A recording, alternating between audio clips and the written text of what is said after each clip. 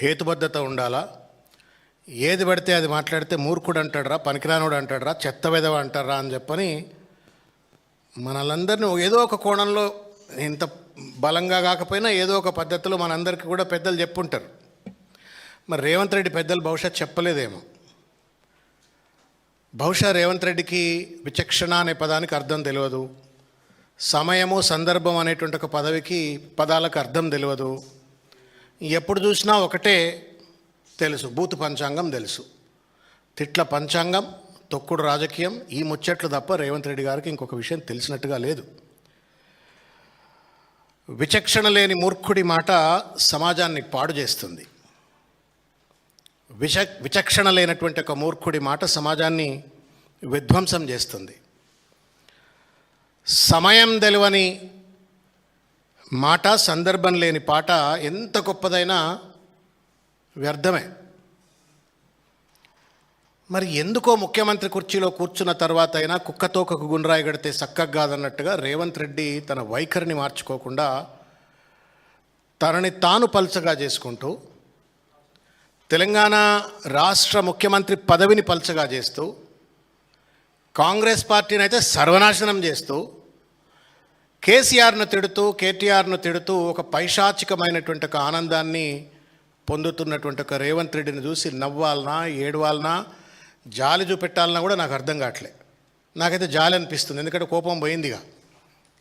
I pity Revanth Reddy. ఇంత విచక్షణ లేనోళ్ళు ముఖ్యమంత్రి కుర్చీలో కూర్చుంటారా? ఏం మనిషి, బుద్ధి ఎందుకు మారతలేదు, ఎవడెందుకు బుద్ధి చెప్తలేడు, చెప్పినా ఇంటలేడా, మూర్ఖత్వమా, హిట్లర్ మనస్తత్వమా అని చెప్పని వాళ్ళ నేను బాధపడతా ఉన్నా. ఎందుకు ఇంత ఉపోద్ఘాతం చెప్పినా అంటే, నిన్న మా అందశ్రీ గారు, మనందరి అందశ్రీ, రేవంత్ రెడ్డికి ఒక్కడికే అందశ్రీ కాదు, ఆయన 4 కోట్ల మంది తెలంగాణ ప్రజలకు ఆయన ఒక అమర కవి.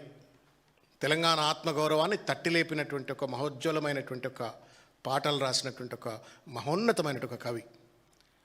ఆ కవికి సంబంధించినటువంటి ఒక స్మృతి వనాన్ని ప్రారంభించే సందర్భంలో, ఆ సమయంలో రాష్ట్రానికి హెడ్ ఆఫ్ ద స్టేట్, ఈ రాష్ట్రానికి ముఖ్యమంత్రి అని చెప్పబడుతున్నట్టు ఒక వ్యక్తి ప్రసంగం ఎట్లుండాలంటే, భవిష్యత్ తరానికి మార్గదర్శనం చేసే విధంగా, భవిష్యత్ తరాలకు, ప్రస్తుత తరాలకు స్ఫూర్తిదాయకంగా ఉండేటువంటి ఒక రీతిలో అందశ్రీ గారు జీవితం అంతా మానవీయ కోణంలో మానవత్వాన్ని, తెలంగాణ తత్వాన్ని బోధించేటువంటి ఒక రీతిలో పాటలు రాసిండ్రు, కవితలు చెప్పిండ్రు.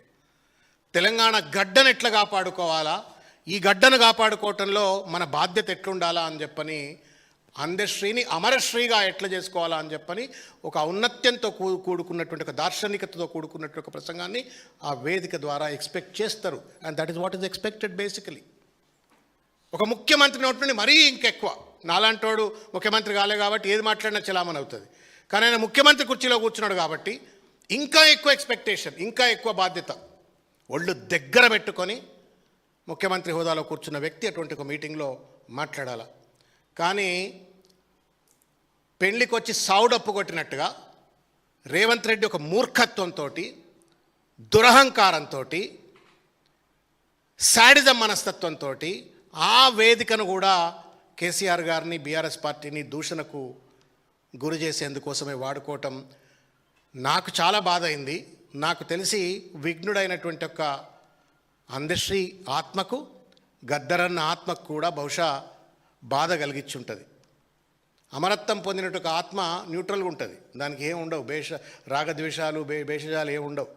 ఈడేంట్రా నాయన నా పేరు చెప్పి నన్ను ఇట్లా తిడుతున్నాడు అని చెప్పని పాపం అందశ్రీ అన్న కళ్ళలో నీళ్లు పెట్టుకొని ఉంటాడు, గద్దరన్న బాధపడి ఉంటాడు. సిగ్గు ఎగ్గు లేదు ముఖ్యమంత్రి కుర్చీలో కూర్చున్న వ్యక్తి.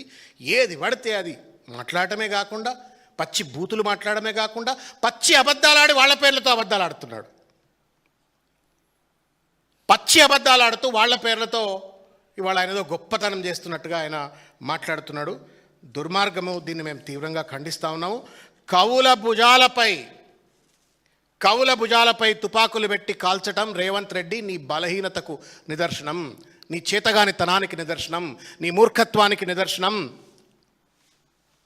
ఇది కవి వారసత్వాన్ని విధ్వంసం చేయటమే, ఆ కవి యొక్క వ్యక్తిత్వాన్ని హననం చేయటమే, మొత్తం సమాజాన్ని కూడా ఇవాళ డోలాయమానంలో పడేసేటువంటి ఒక రీతిలో ఇవాళ అమరకవి అందశ్రీ యొక్క వేదిక పైన అడ్డమైనటువంటి ఒక మాటలు మాట్లాడినట్టు ఒక మూర్ఖడా రేవంత్ రెడ్డి, నీ వైఖరి తెలంగాణ సమాజం తరపు నుండి మేము తీవ్రంగా ఖండిస్తూ ఉన్నాము. నేను అడుగుతా ఉన్నాను, రేవంత్ రెడ్డి మాట్లాడిన 40 నిమిషాల ప్రసంగ పాఠం ఇదంతా. ఇది చదువుతుంటే ఈయనేందా ముఖ్యమంత్రి, ఈయన ముఖ్యమంత్రి ఏంది, మనం ఈ తెలంగాణలో మనం ఏంది ప్రజలం ఎట్లుంటున్నాం అని చెప్పని బాధ కలిగినట్టు పరిస్థితి. ఏదేదో మాట్లాడిండు. ఆయన ఏమంటాడు, ఎన్ని కేసులు పెట్టినా, ఎన్నిసార్లు జైలుకు పంపించినా, లొంగ తీసుకోవాలని చూసినప్పుడల్లా గుండె ధైర్యాన్ని నింపుకోవడం కోసం అందశ్రీగానా నిన్న అని చెప్పని మాయమైపోతున్నాడమ్మా అని చెప్పని మనిషన్నవాడు అని చెప్పని పాట ఇన్నా అంటున్నాడు. నిజంగా విన్నావా రేవంత్ రెడ్డి? గుండెతో విన్నావా, చెవులతో విన్నావా? ఇన్నట్టు నటించినవా? మాయమైపోతున్నాడమ్మా మనిషన్నవాడు అన్న పాట ఇన్నటువంటి ఒక మనిషి ఎవడైనా సరే రేవంత్ రెడ్డి లెక్క వ్యవహరించాడు. మాయమైపోతున్నాడమ్మా మనిషన్నవాడు అన్నటువంటి ఒక పాట ఎవడన్నా గుండె పెట్టింటే, మనసు పెట్టింటే, ఆత్మతో వింటే రేవంత్ రెడ్డి లెక్క దూషణ పర్వానికి తెర తీయడు. అసలు నువ్వు మనిషివేనా? నీలో రక్తం ఉందా, చీముందా? ఏం భాష అది? కన్న తండ్రి కంటే పెద్ద వయసు ఉన్నటువంటి ఒక కేసీఆర్ గారిని పట్టుకొని గజ్వేల్లో నేను సమాధి చేస్తా అంటున్నావంటే నువ్వు మాయమైపోతున్నావమ్మా మనిషి అన్నవాడు పాట విన్నావా? ఆ పాట అర్థం చేసుకున్నావా? ఆ పాట రాసిన కవికి నిజమైన నివాళులు అర్పిస్తున్నావా రేవంత్ రెడ్డి? చెప్పు. సిగ్గు లేదు, ఎగ్గు లేదు. ఎవరు నీకు అక్షరాభ్యాసం చేయించిందో నాకు తెలియదు, కానీ వాళ్ళ ననాలవే. ఈ భాష ప్రామాణికమైన భాష, ఈ భాష అధికారిక భాష, ఈ భాష సమాజానికి స్ఫూర్తిని అందించే భాష. నిన్ను చూసి 50 మంది తెలంగాణ సమాజం అంతా స్ఫూర్తి నొంది భవిష్యత్ తెలంగాణ నిర్మాణం కోసం పనిచేయాలట. సిగ్గాయా రేవంత్ రెడ్డి, సిగ్గాయా రేవంత్ రెడ్డి. ఇప్పుడు నేను చెప్తున్న ఈ మాట తర్వాత రాత్రికి పోయినాక పండుకొని పక్క మీద టేప్ రికార్డ్ ఆన్ చేసుకో, లేకపోతే యూట్యూబ్లో పెట్టుకో. మాయమైపోతున్నాడమ్మా మనిషన్నవాడు ఆ పాట వింటే, మనసుతో వింటే నీ మూర్ఖత్వానికి చరమగీతం పాడినట్టు అవుతుంది. విను, నేర్చుకో. నేను అడుగుతా ఉన్నా, ఇందులో కూడా ఎంత అహంకారం.